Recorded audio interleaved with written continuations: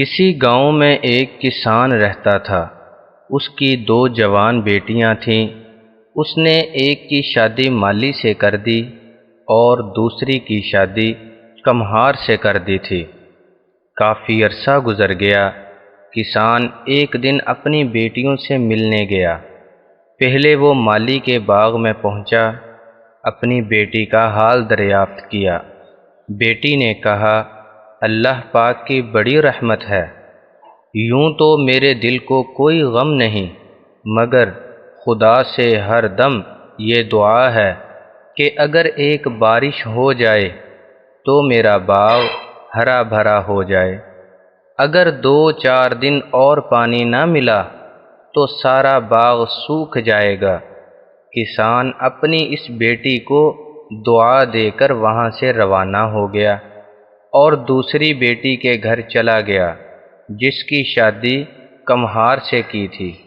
بیٹی کو خوشحال دیکھ کر وہ بہت خوش ہوا اور ادھر ادھر کی باتیں کرنے لگا اور بیٹی سے اس کا حال دریافت کیا۔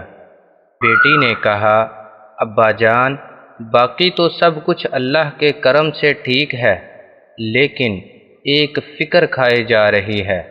ہر روز بادل چھا جاتے ہیں، جبکہ بنائے ہوئے سارے برتن سوکھنے کے لیے رکھے ہوئے ہیں، اور ہر وقت یہی دعا مانگتی ہوں کہ خدا کرے بارش نہ ہو۔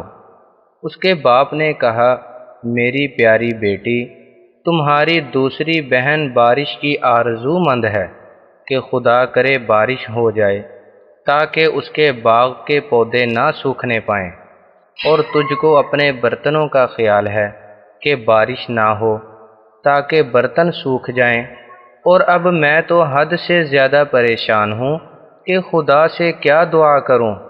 تو دوستو، دونوں صورتیں یقین کی ہیں۔